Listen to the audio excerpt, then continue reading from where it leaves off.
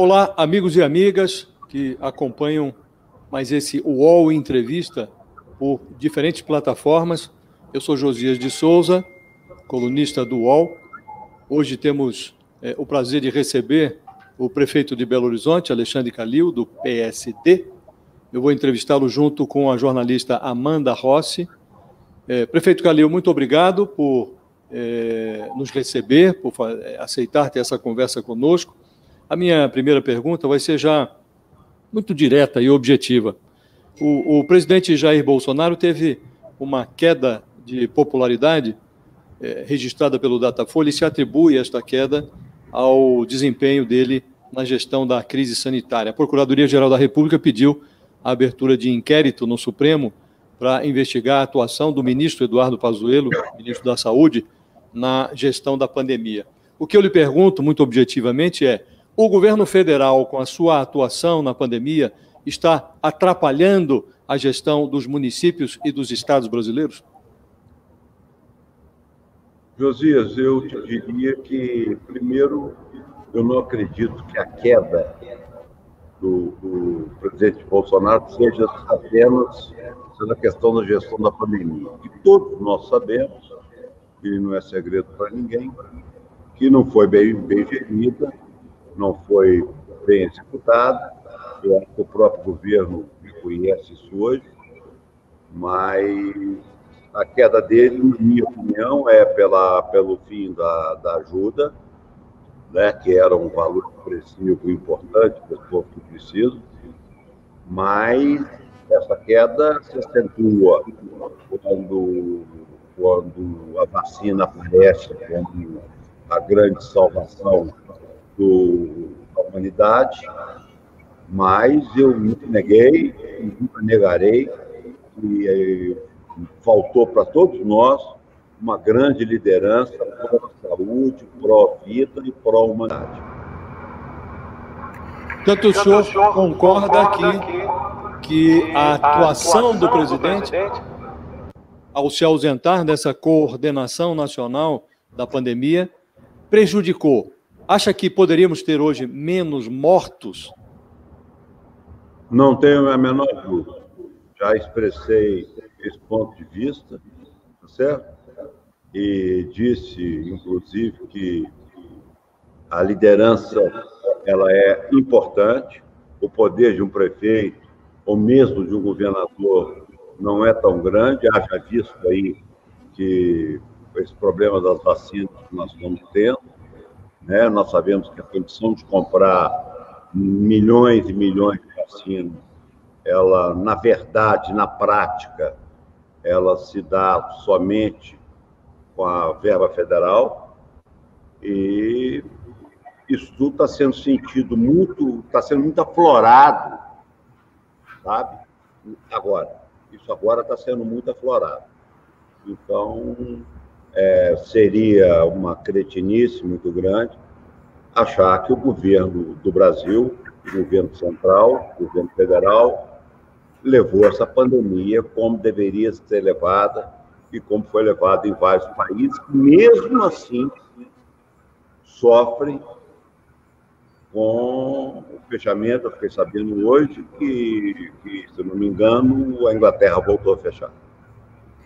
Prefeito, mantendo nesse tema, né, na entrevista que o senhor deu para o Roda Viva, o senhor comentou sobre a disputa entre o presidente Jair Bolsonaro e o governador de São Paulo, João Dória, em relação à vacina, e o senhor disse o seguinte: imagina se essa vacina chinesa dá certo e é mais rápido e chega para nós mais depressa. Você acha que o governo federal vai ter peito de não comprar porque ela é chinesa? Isso é crime, isso é impeachment. Foi o que o senhor disse naquele momento. Eu trago esse comentário do senhor agora, porque a gente soube recentemente que o governo federal recusou tentativas de uma fabricante de vacinas, a Pfizer, que ofereceu 70 milhões de doses da vacina que começariam a ser entregues em dezembro do ano passado, né? E o governo argumentou que recusou a compra porque isso causaria frustração em todos os brasileiros, porque a gente teria que escolher quem seria vacinado, isso, então, lembrando os 70 milhões de doses. Então, assim como o senhor disse sobre a Coronavac, o senhor acha que a recusa de comprar a vacina da Pfizer pelo governo federal é motivo de impeachment? Não. Não. Eu acho que nós temos 2 fabricantes de vacina no Brasil já. Né? Sabe, Amanda, aquilo andou muito rápido, né? Aquela declaração que eu falei que ia comprar, antes de comprar, e compraram, né? Não nos dá hoje a logística de comprar uma vacina que primeiro não tem. Não tem. Né? Nós ficamos sabendo disso depois. Segundo, não é o caso de Belo Horizonte, nós estamos com 15 super freezers aqui aguardando essa vacina, se ela vier, né, a gente não sabe, e não tinha essa possibilidade. Eu só disse, e parece que acertei, que se a vacina fabricada no Brasil tivesse eficácia, que teve, está tendo, e terá, tanto a da Fiocruz quanto a do Butantan, isso seria crime de responsabilidade, isso daria impeachment. Agora nós sabemos que não tem mais a vacina para comprar, e na época nós nem saberíamos, ou não sabíamos dessa negativa do governo brasileiro. Então eu respondi, no momento que, com o que nós tínhamos de informação sobre a vacina da Coronavac, que está aí, que está sendo vacinado, Belo Horizonte acabou sua primeira etapa, está chegando aí da Oxford, Belo Horizonte já está, Minas Gerais já recebeu, Belo Horizonte parece que não, mas o caso de impeachment não é um caso de vacina, é um caso de povo. No Brasil hoje, para ser bem sincero, né, nós não temos o menor clima do que nós vimos, tanto com o presidente Collor, quanto a presidente Dilma Rousseff. Então, nós falamos de impeachment com muita facilidade. Eu acho que já houve uma mudança de postura, né? Não sei se suficiente, mas nós não podemos falar impeachment nessa facilidade que se fala no Brasil, que depois da democratização do país, 3 presidentes, 2, será 3, né? O Fernando Henrique, o Lula, só o Fernando Henrique e o Lula terminaram o mandato.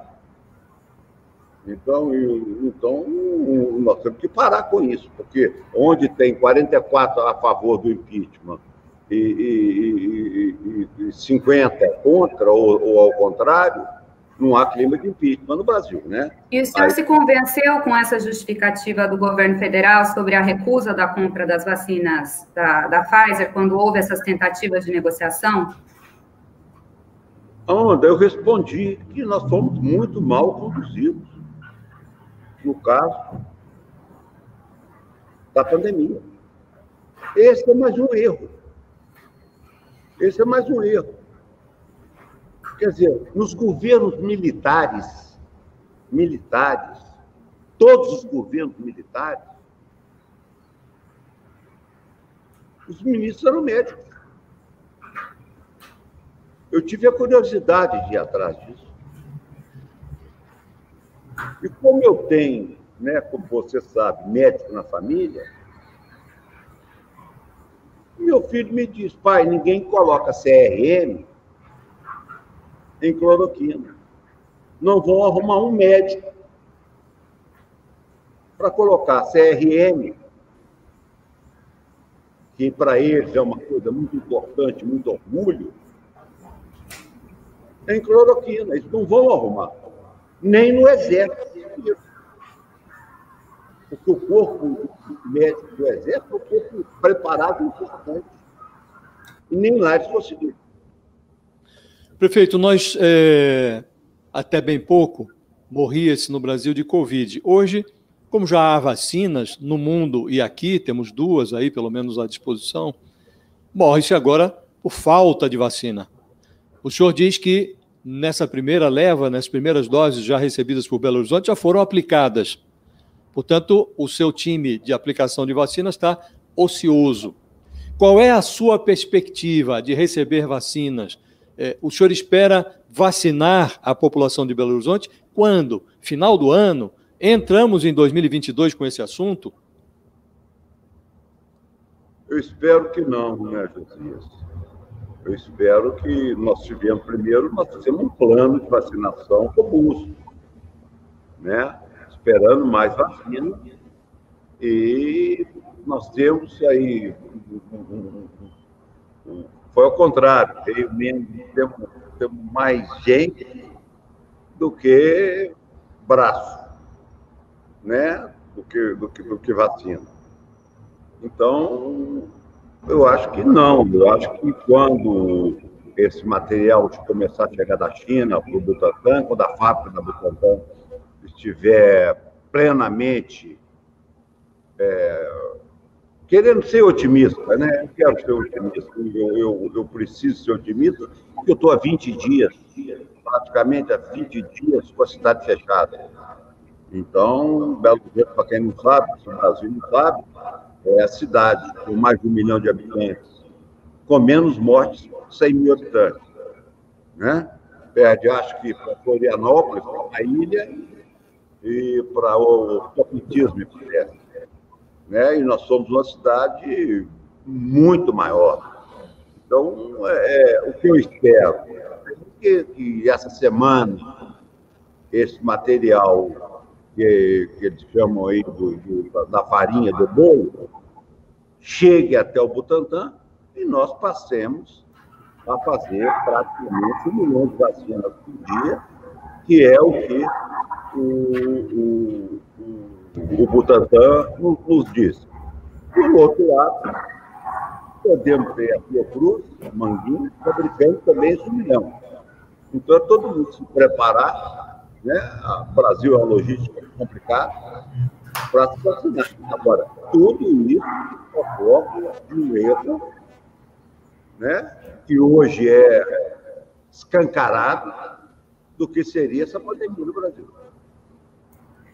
Agora, falando da pandemia em Belo Horizonte, né, o retrato da pandemia na capital mineira, quando a gente olha o gráfico dos casos da Covid-19 na cidade, a gente vê que a segunda onda está bem pior do que a primeira, isso não em número de mortes, mas em número de casos, né? Estou olhando aqui especificamente dados da Fiocruz, e na semana passada a cidade chegou a ter 1.200 novos casos por dia, e no primeiro pico o número máximo chegou a quase metade disso, 600 novos casos por dia. Por que a segunda onda da Covid-19 em BH está mais grave que a primeira, prefeito?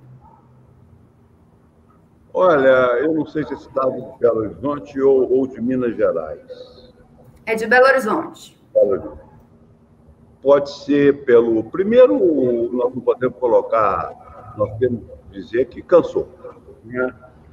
Cansou, só estou cansado, o pessoal saiu, agora os nossos números vêm caindo, lentamente, mas vêm caindo, de internação de UTI, nós já atingimos leitos e o R0 razoáveis, não ainda na onda verde, mas já estão no amarelo, e as UTIs têm caíram em uma semana de 87% para 79%, né? Então, depois do fechamento da cidade, isso é simplesmente um replay, né? O que nós estamos assistindo é um replay. Aconteceu na Inglaterra, desceu para o Amazonas, e agora vai descer para o Sudeste. Nós estamos assistindo, nós nos preparando para o replay, né?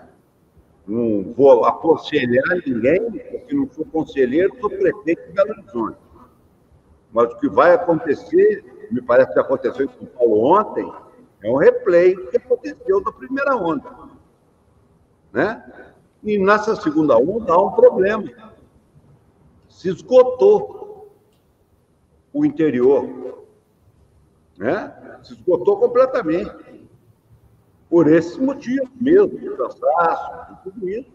E nós sabemos perfeitamente que 90% do sistema de saúde está em Belo Horizonte. Prefeito, o fato de o governo federal ter negligenciado a pandemia na primeira fase, agora o senhor diz que detectou uma mudança de comportamento, embora não saiba se essa mudança é suficiente para colocar a situação num patamar desejável, mas este fato, ele merece ser apurado. O senhor diz que o presidente não deve sofrer impeachment, porque não se pode tratar impeachment com essa ligeireza com que o tema vem sendo tratado. Mas o senhor acha que é adequado abrir uma investigação para analisar o procedimento ou o comportamento do ministro da Saúde, sobretudo em Manaus, onde faltou oxigênio, o governo não teve a agilidade? Acha que o presidente também deve ser cobrado, até judicialmente, se for o caso, ou, da forma como está sendo conduzida, a apuração de eventuais negligências está bem a seu juízo? Não, eu acho que todos têm que ser investigados. Esse negócio de pegar governador e prefeito que compraram respirador superfaturado, isso é muito pouco do que aconteceu nesse país.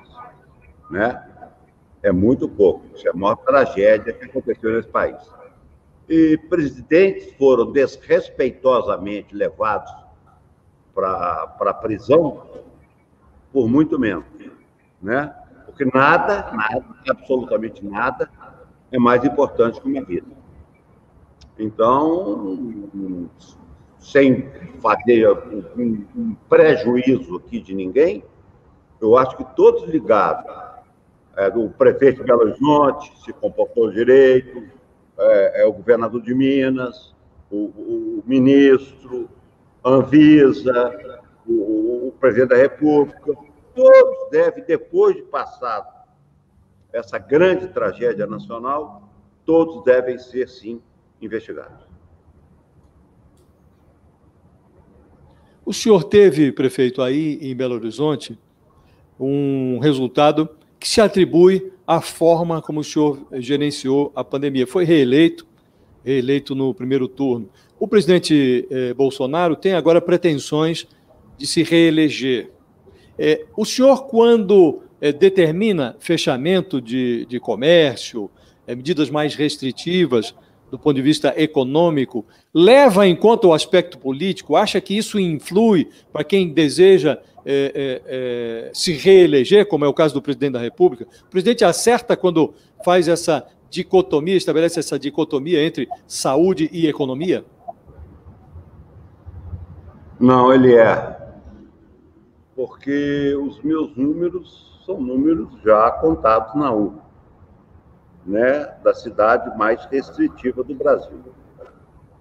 E existe uma coisa que nós devemos levar em conta. Faltam 2 anos para que se aconteça as eleições presidenciais. Muito bem. O problema da vacina, não há a menor dúvida que o governo federal já foi derrotado. Já foi derrotado. Então, isso é um fato passado. Agora, cabe ao governo entregar o que ele prometeu, porque ninguém tem 64% dos votos, porque fechou a cidade. Nós tivemos 64% dos votos aproximadamente, porque nós entregamos o que nós prometemos.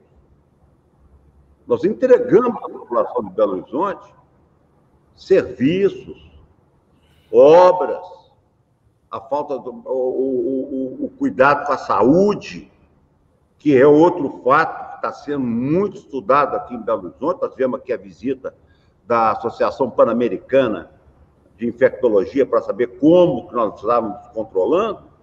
Nós temos que lembrar que em Belo Horizonte nós temos um sistema que funciona, que tem remédio para cardiopata, para diabético, entendeu? Nunca faltou nesses 4 anos. Isso pode ter perfeitamente também ajudado nesse controle da pandemia. Estamos com um problema no som da... Agora sim. Amanda, como que foi a gestão, prefeito, de todas essas dinâmicas dessa equação toda da pandemia? Então, que tipo de pressão que o senhor sofreu? A gente viu, por exemplo, prefeitos em várias cidades do país sofrendo pressão para aderir ao kit Covid, cloroquina, o senhor já falou aqui sobre a questão da cloroquina, também sofrendo pressão para não fechar as cidades. Que tipo de pressão que o senhor sofreu, inclusive se o senhor sofreu pressão política dos seus pares para não tomar as medidas que o senhor tomou? Olha, pressão é de cada ser humano, né? Pressão não é uma coisa... pressão é igual temperamento, caráter, isso aí é pressão. Então, eu estabeleci um grupo composto por mim, pelo secretário de Saúde, e 3 grandes infectologistas e virologistas. E esse grupo nos dirigia, junto com a Universidade Federal de Minas Gerais, né? Porque eu não sabia que a virologia anda de braço dado com a estatística, né? Com a probabilidade estatística.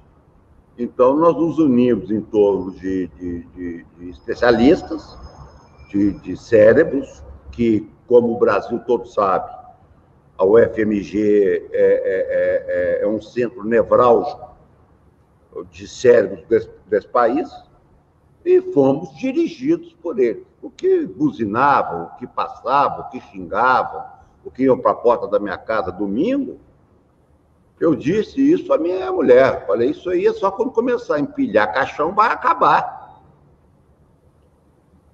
Porque nós nos prevenimos. Nós somos a primeira cidade a fechar. Então, quando começou aquela tragédia em Manaus, acabou a buzina.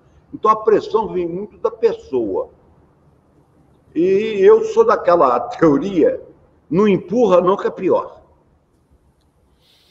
Prefeito, essa realidade que nós estamos vivendo, para usar o vocábulo, o verbo que o senhor usou aí, está empurrando algumas pessoas a assumirem posições que normalmente até esperariam mais. Eu já vi o senhor declarando que se considera no jogo, na disputa nacional, até como uma alternativa presidencial. Um pouco porque vivemos uma crise de lideranças, o centro está à procura de nomes e não aparecem.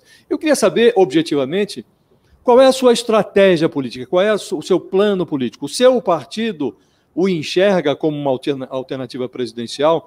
Como o senhor pretende se colocar neste cenário nacional? Josias, eu acho que o cenário é tão grande que ninguém pode se colocar nesse cenário. Tem que ser colocado, né? Ah, não, então você não vai fazer nada, você quer ser levado como um anjo para cá. Não é isso que eu estou dizendo. Estou dizendo que isso é uma conjuntura de grande vulto. O partido pensa em ter candidato, segundo o próprio Kassab me disse, né? Não citou meu nome, mas nós temos hoje um Antônio Anastasia, nós temos hoje um Ratinho, como eu citei no programa, quer dizer, nós temos Otto, nós temos grandes nomes, não é o Alexandre Calil, não.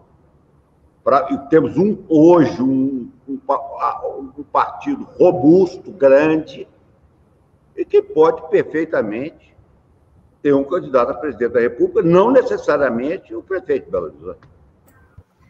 Agora, prefeito, eu vou citar novamente aqui uma frase do senhor no Roda Viva, que o senhor jogou uma semente ao vento, que o senhor disse sobre um possível convite para disputa à presidência ou vice-presidência, o senhor disse assim: eu não tenho nenhuma pretensão, agora se eu for carregado para esse lugar, muito obrigado que eu topo. Eu queria saber qual que foi a reação a essa sua fala do meio político. Alguém chegou se oferecendo para carregar o senhor para algum lugar, para concorrer, por exemplo, à vice-presidência? Olha, acho que ainda está muito cedo, né? Claro que houveram manifestações de todos os lados, até pelo tom jocoso que eu dei naquela frase, que eu falei assim, peraí, Se me derem aí, eu vou. Me empurra, essa empurrada eu vou. Para frente eu vou, para trás é que eu não gosto. Mas eu acho cedo, eu acho muito cedo. Sinceramente, eu acho muito, muito cedo num país que segunda, terça, quarta, quinta, sexta, cada dia se faz uma pataquada, e no sábado e domingo vocês comentam aí, como eu disse em outras entrevistas. Agora, está cedo, mas se a eleição fosse hoje, quem que o senhor gostaria que carregasse o senhor, né? Por exemplo, Ciro Gomes, que o senhor apoiou nas eleições de 2018, o senhor iria com ele para disputar a presidência como vice? Olha, eu já falei sobre o Ciro Gomes.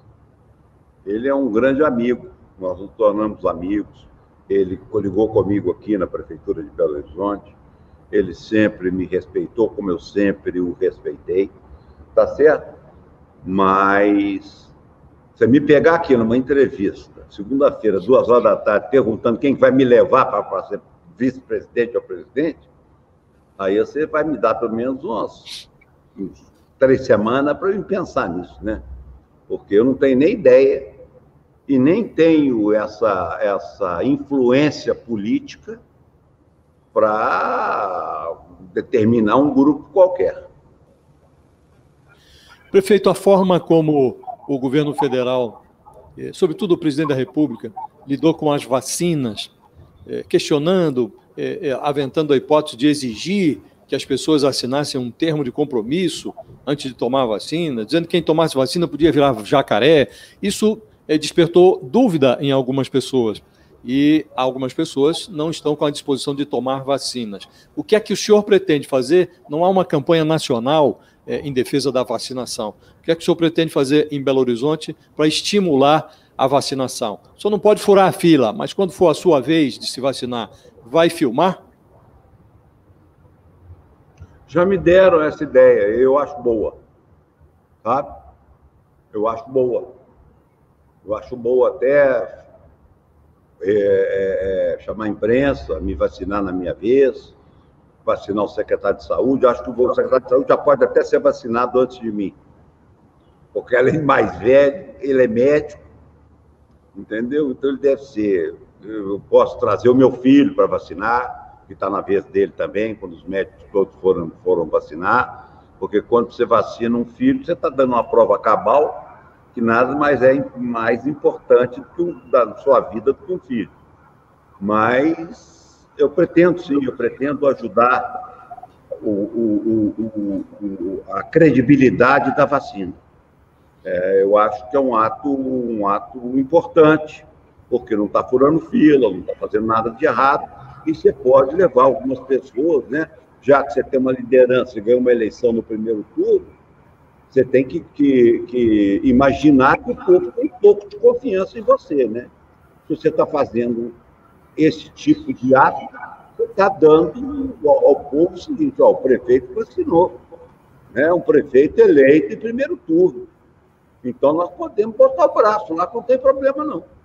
E qual é o grau de confiança que o senhor tem hoje na vacina? É de 100%? 200%. 200%. Depois da notícia que eu tive ontem em Israel, eu tenho 200% de confiança. O que aconteceu em Israel foi absolutamente impressionante. E isso tem que ser muito bem divulgado. Dos 60%, caiu 60% o índice de internação em Israel na primeira dose da vacina. Agora, prefeito, indo por um outro lado, essa questão da vacinação em Belo Horizonte, né? No Brasil inteiro, políticos de diferentes partidos, diferentes estados, estão aproveitando o início da vacinação para se posicionar ali na fotografia, né? Com a vacinação acontecendo. Aqui em São Paulo, por exemplo, o governador João Dória está fazendo até um périplo pelas cidades do interior, acompanhando o início da vacinação. Já em Belo Horizonte, o senhor não apareceu ainda em foto, né? Até soube de repórteres que trabalham em Belo Horizonte que foi até difícil saber em qual foi em que unidade de saúde foi a primeira dose da vacina. Por que o senhor não tá querendo se posicionar, aparecer, porque aproveitar esse momento para fazer ali uma aparição pública junto da vacinação?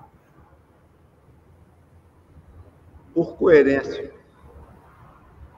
Não fui eu que forcei a barra para a vacina, não fui eu que trabalhei em cima dessa vacina, não fui eu que comprei essa vacina, tá certo? Eu tenho a obrigação de distribuir bem essa vacina. E já disse mais de uma vez, não gosto de... Eu nunca pus uma placa numa obra minha em Belo Horizonte. Eu nunca pus uma placa numa obra minha no Atlético. Tá certo? Eu acho que eu gosto de visitar a obra. Eu nunca inaugurei uma obra em Belo Horizonte. Né? Porque o povo não é bobo. O que o governo de Minas tem com essa vacina? O que a prefeitura de Minas tem com essa vacina?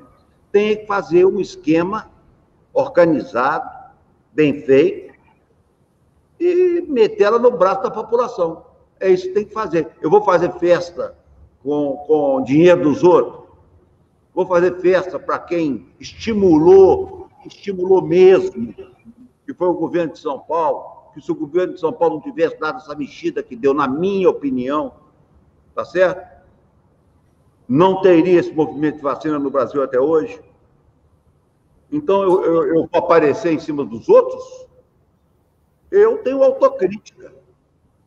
Estou recebendo a vacina porque eu sou prefeito da terceira, quarta capital do país. Então, eu não vou fazer festa com dos outros, não. Eu faço quando é da minha. Agora, prefeito, muito se falou sobre a politização da vacina e uma disputa, quase uma guerra em torno da vacina entre o presidente Bolsonaro e o governador João Dória. O senhor disse agora, o senhor valorizou agora o esforço do governador Dória. Acha que o governador exagerou na exploração política? Como avalia esta alegada guerra entre Brasília e São Paulo em torno da vacina? Prejudicou? Não, acho que estimulou. Né? E cada um tem seu estilo. Eu não posso aqui condenar o estilo de cada político. Cada um tem seu estilo. Né? Que a vitória do governo de São Paulo foi nítida e clara, isso ninguém tem dúvida. Né? É o que eu disse no início da sua entrevista, esse jogo já acabou, já está todo mundo do vestiário tomando banho. Tá? Essa taça já é levada. Agora vamos para as outras taças, né? A reforma tributária, a reforma administrativa, essas reformas todas. Então, esse assunto já tem ganhador. Né? E quando a Amanda me pergunta por que eu não posei em foto, é porque eu só usei essa briga para o bem da minha cidade. Então, eu não participei dessa briga. Fui muito bem recebido pelo governador João Dória, quando fui lá com medo de dar confusão, de garantir, pelo menos, os meus heróis da saúde. Né? Quando o senhor diz esse jogo já tem ganhador, o senhor está dizendo que o primeiro tempo aí da guerra contra a vacina foi vencida pelo João Dória nessa disputa com o Bolsonaro, é isso?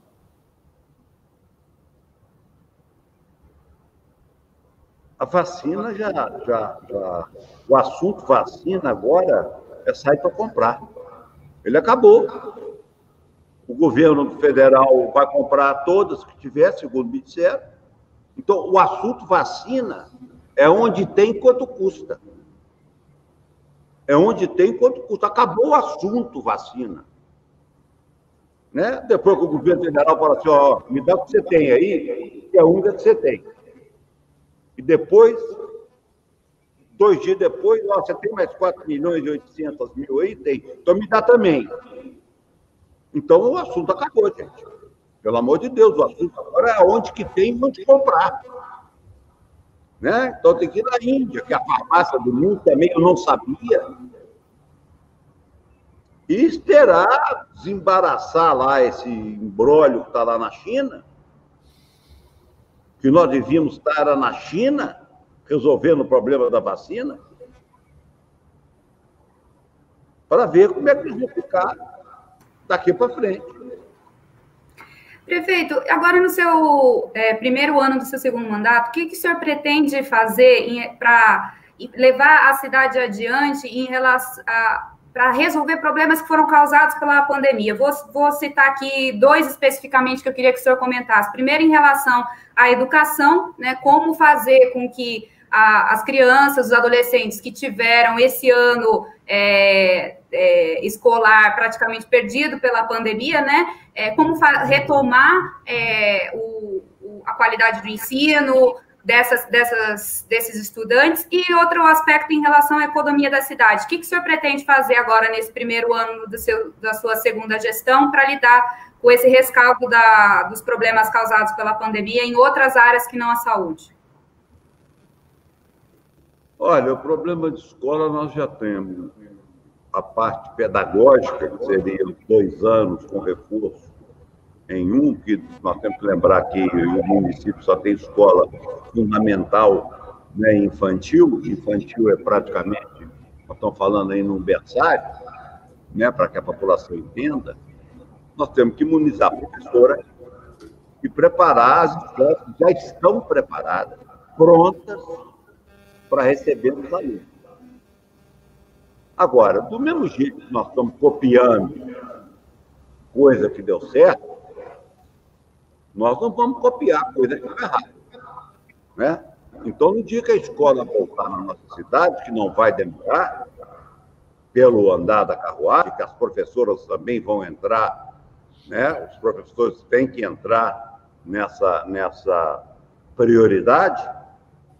Nós já temos todo o esquema, pelo menos da cidade, pronto. Mas é um assunto que ninguém conseguiu resolver ainda no mundo. No mundo, é um abre e fecha louco. Com 20% menino indo, com 20% voltando. Quer dizer, vamos botar o vírus em circulação. Aí você tem o transporte público, que ninguém pensa nisso, que tem um aumento louco quando se volta às aulas. Todos nós que moramos em grandes cidades sabemos a diferença que é quando se abre a aula e quando se entra em férias, né? Todas as mães, pais sabem o que acontece, a cidade fica bem mais vazia. Então, é um assunto que não deu certo. E eu não tenho compromisso com erro. Estou chamando os comerciantes, já chamei as escolas, vamos chamar todo mundo. Agora, não adianta meia dúzia de escola particular fazer carreata ou sacrificar uma rede inteira, né, que é contra, volta. E com detalhe, nós estamos falando em aula, sendo que os professores falaram que não vão voltar às aulas. Então, nós temos que sentar numa mesa para resolver isso. O outro assunto eu esqueci, viu, amor? A economia da cidade, prefeito. Sim. Nós já fizemos, o IPTU de 2020 já foi prorrogado para 22, quase, né? Dezembro de 21. Porque nós não podemos, por lei, né? Podemos até estudar depois, mas há uma Secretaria de Planejamento, nós estamos fazendo uma relação de taxas que é cobrada pela burocracia indecente das prefeituras, não é a de Belo Horizonte, não, que nós queremos aproveitar essa pandemia, não é para perdoar durante a pandemia, não é para liquidar e tirar isso do cardápio do Belo Horizonte. Olha, prefeito, para usar a sua expressão, Belo Horizonte, como várias cidades no mundo, estão nesse abre e fecha, né? E no final do ano, Natal, sobretudo, o senhor adotou uma política de abertura para o comércio e menos restritiva, se posso dizer assim. Depois verificou-se que esse movimento resultou num incremento do número de casos de Covid na cidade. Acha que foi um erro lá? E como é que vai ficar esse abre e fecha? Quando é que vai? O senhor está aí, acho que na fase do fecha, há uns 20 dias. Quando é que abre? Olha, quem abre não é a prefeitura, quem abre são os números, né? E esse abre nosso, ele não é um abre como foi no Brasil. O nosso abre é um abre com gente na porta, com álcool em gel, com shopping em horário determinado. Então, é uma abertura diferente. E se você fechar o comércio... Primeiro eu fiz o seguinte, eu adiantei o 13º e o salário, quase um mês, para que o dinheiro... Não foi por bondade, não. Para que se diluísse o dinheiro e para que todo mundo tivesse mais tempo de ir às compras no Natal. E depois nós fechar o comércio no Natal é um negócio que nós temos que controlar numa balança, né? Você não pode chegar e pegar para o comerciante e dizer, você está fechado no Natal. Então, foi uma questão de governar não é agradável, mas também não é fechar os olhos para o sofrimento alheio, né? Governar é governar. Então, foi com esse olhar que nós deixamos a cidade dentro de um controle absoluto, de uma fiscalização absoluta, ela ficar aberta para ajudar esse povo que está sofrendo tanto. Agora, o senhor diz com muita objetividade que os números vão determinar, né? Mas o senhor, evidentemente, trabalha com uma previsão, ainda que uma mais otimista, outra mais pessimista. Nessa sua previsão, o senhor trabalha com que horizonte para manter... O senhor não gosta da palavra lockdown, porque não foi feito um lockdown em Belo Horizonte, mas essa fase de fechamento, de restrição, o senhor trabalha com que horizonte? Bom, lockdown é uma expressão nacional, né? Lockdown quem faz é país. O que nós fizemos foi isso. Eu não posso fechar supermercado, mercearia, onde vende comida, onde vende remédio, né? Eu não posso acabar com o transporte público, que é onde o atendente vai lá no setor primário para atender, né? No centro de saúde. Então, nós fizemos o essencial, nós fechamos o que podia fechar. Tem coisas que não pode. Aí você leva não é o lockdown, é o caos, a cidade. Né? É uma palavra que nem no Brasil pode usar, porque lockdown é uma palavra nacional. O primeiro-ministro, o presidente francês, o primeiro-ministro da Inglaterra, a primeira-ministra da Alemanha, aí se determina o lockdown, seja em cidade, em províncias, situação chamada, não interessa, mas ela não cabe numa prefeitura. Né? Eu não posso fechar o ônibus que tem do Rio de Janeiro, mas o governo federal pode. Eu não posso fechar o que tem de São Paulo, o governo federal pode. Então, nós temos que ter muito cuidado com essa palavra, né? De lockdown. A gente pode fechar, restringir o máximo possível. E a sua previsão, prefeito, para essa fase de restrição? Quanto tempo, com que horizonte o senhor trabalha? Eu vou ter uma reunião hoje ainda com esse pessoal, né? Mas, como eu disse, os números estão caindo, não na velocidade que deveriam, né?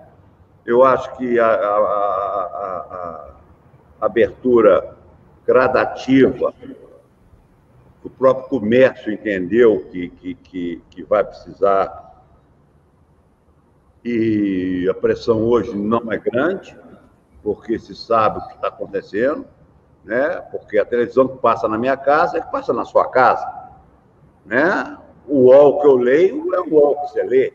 A Folha de São Paulo que você lê é a Folha de São Paulo que eu leio.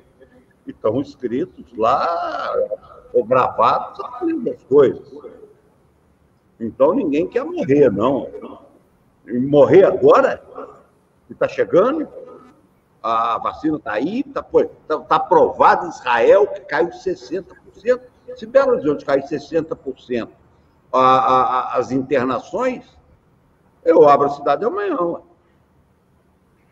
Calil, o senhor foi cartola de futebol, o senhor trabalhou na empreiteira da família, aí chega 2016, o senhor com um partido pequeno, o PHS, o senhor foi eleito com o slogan Chega de Político. Aí agora, em 2020, o senhor é reeleito com uma votação impressionante, se eu não me engano, uma das maiores, ou a maior das grandes cidades, se a gente levar em conta só as maiores cidades do país. E essa sua popularidade, como a gente já falou, está atraindo a atenção para que o senhor dispute outros cargos. Eu tenho uma curiosidade que é, por que o senhor decidiu entrar na vida política, depois, então, desse passado no esporte e no setor privado, com empreiteira, e até quando que o senhor pretende ficar na política?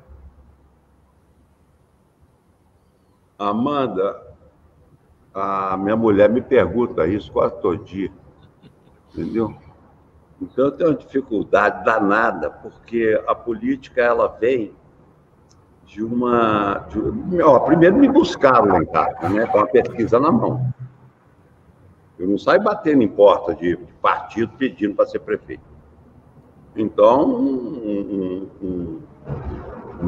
na época ainda existia, porque na minha campanha não teve, foi um marqueteiro com uma pesquisa pronta na mão, que eu era candidato forte à Prefeitura de Belo Horizonte, né? E quando você está aposentado, já não está mais trabalhando, você olha tudo com os olhos um pouco diferentes, né? Aí eu falei, então vamos fazer uma qualitativa, vamos ver, vamos... E aí foi ganhando corpo. E deu no que deu. Fomos para o segundo turno, ganhamos a eleição, até porque eu fiz uma descoberta muito minha, e modéstia à parte é minha, que pobre é pobre, mas não é burro. Pobre não teve oportunidade, mas burro ele não é. Então, dentro dessa filosofia que eu me considero modestamente o descobridor, e ganhamos a eleição.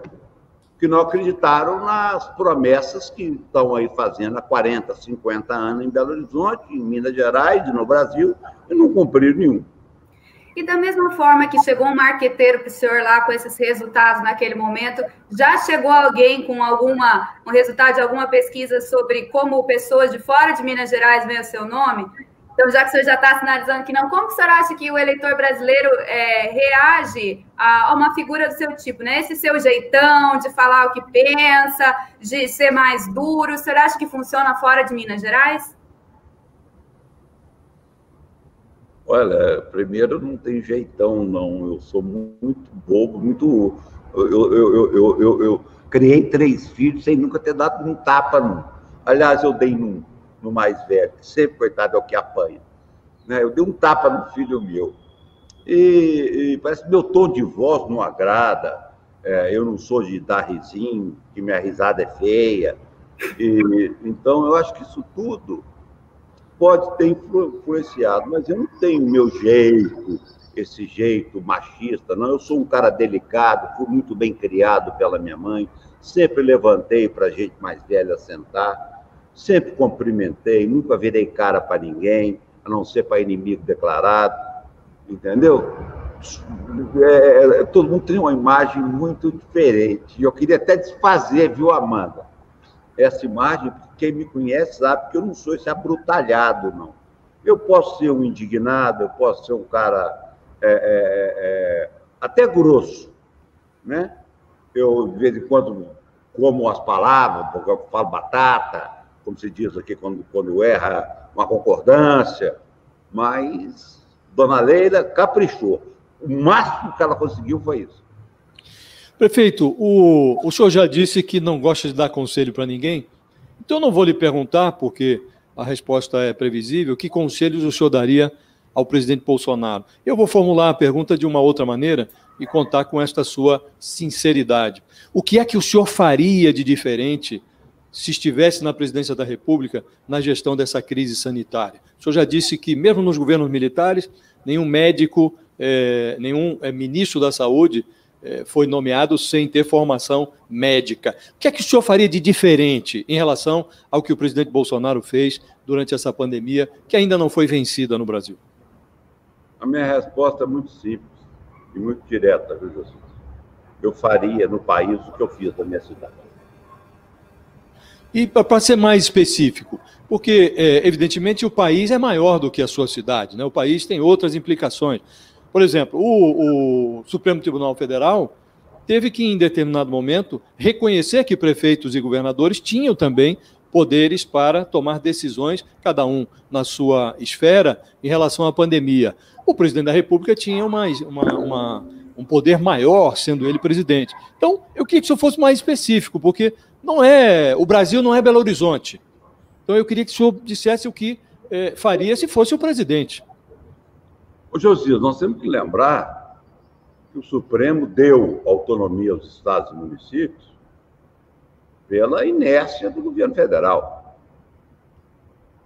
Né? Se nós estivéssemos todos trabalhando juntos, reunidos, tratando o assunto Manaus desde o dia 4, ou em contato direto tratando esse assunto, o resultado seria outro. Então, quer dizer, eu estou tratando aqui com o meu secretário. Eu não trato a pandemia de Belo Horizonte com a Secretaria de Saúde, não.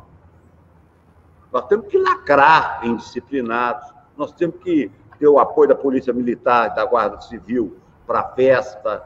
Ou você está achando que Belo Horizonte não tem funk porque eles não gostam? Que nós não deixamos ter. E assim mesmo escapa pelos dedos. Entendeu? Então é aquela história. Quem sou eu para dar conselho para alguém? Né?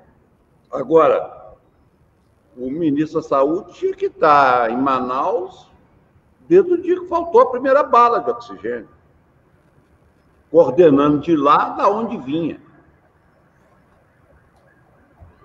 Desculpa. Então, eu respeito muito todo mundo, mas eu não sei tudo. Eu sei que eu trataria de uma forma que a maioria esmagadora do mundo está tratando, né? Porque nós não podemos inventar nada aqui, não. Nós, como país tropical, temos a vantagem das fábricas e da logística de vacina. Né? Nós não temos isso porque... Nós temos isso porque o senhor Rui Barbosa sentou lá em Manguinhos e falou que ia acabar com a febre amarela no Rio de Janeiro. Né? Então, nós temos isso porque a nação exigia que isso acontecesse.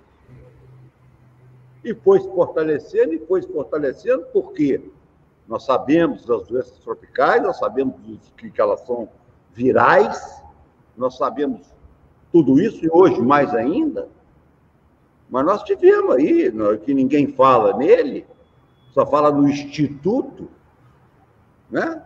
Que o Rui Barbosa sentou numa fazenda em Manguinhos e desenvolveu uma vacina.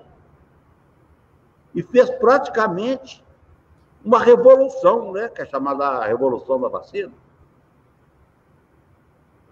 Então, quer dizer, nós temos que copiar o mundo e aproveitar o que nós temos, que o mundo não tem. E que nós temos. E temos aqui também a FUNED, que é um grande vacinador de meningite, que tem que ser olhada e cuidada no estado de Minas Gerais. Prefeito, vou mudar um pouquinho de assunto, que a gente já está encaminhando para o final, né?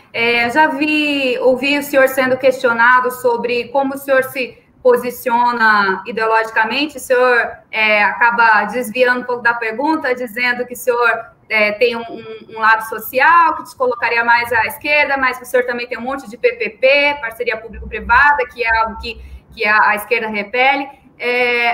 E a gente viu nos últimos anos as disputas do Brasil muito acirradas, né? As disputas em nível nacional. O senhor acha que o caminho é meio por aí, como o senhor tenta se definir, não se colocar nem de um lado nem de outro do espectro político, para tentar romper um pouco essa polarização do eleitorado? Amanda, eu tenho vergonha dos dois, né? Eu tenho vergonha da direita radical e vergonha da esquerda radical. Então, eu não posso ir para um lado que me envergonhe, né? E não posso ignorar que nós estamos num país caminhando, já com 46 milhões de desempregados, patinando economicamente e sem vacina, né? Nós precisamos vacinar o povo pobre. Você vai falar que eles vão ficar em casa? Vão falar que eles vão ficar em casa? Que casa? Um barraco de 2 cômodos? Onde o quarto é o banheiro, onde a cozinha é o quarto, onde a cozinha é o banheiro? Uai, pera lá, gente. Pera lá, uai. Né? Eu errei aí na hora que eu falei, né? Eu falei o Oswaldo Cruz, né? Que é o Instituto Oswaldo Cruz. Você desculpa aí que eu já te falei que eu dou batatá. Então, quer dizer, Oswaldo Cruz se enfiou lá em Manguinhos, só voltando à pergunta, e fez a vacina da febre amarela e o que eu tinha falado? Hã? Falei Rui Barbosa, não senhora? É grande também, são os 2 gigantes, um jurídico e o outro médico. Mas, de qualquer coisa, eu falei Rui Barbosa, troca aí, tá, gente? É Oswaldo Cruz. Então, se enfiou lá em Manguinhos e fez o que fez, né? Porque que hoje o Instituto tem o nome dele. Então, o que nós temos que saber dessa parte é o seguinte: não tem direita e esquerda, mano. Tem coração e quem não tem coração. Quem olha para o pobre, quem não olha para o pobre. Do mesmo jeito que o governo agora está num dilema. Você está achando que o governo não quer dar porque não quer dar ajuda. Não quer dar porque não tem. Não quer dar porque não tem. Porque em vez de pegar o programa, estava prontinho, ajeita daqui, ajeita dali, melhora daqui, não, desmanche. Né? O próximo que vier vai desmanchar também. Aqui na prefeitura isso não foi feito. Aqui não houve desmanche quando eu entrei. Entendeu? Então, Prefeito...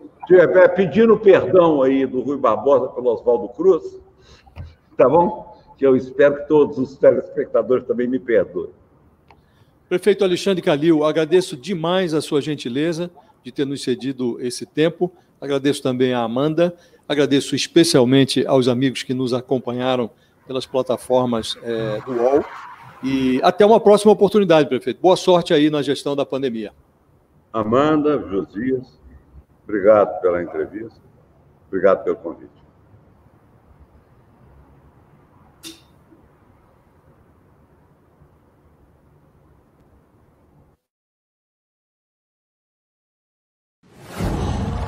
UOL.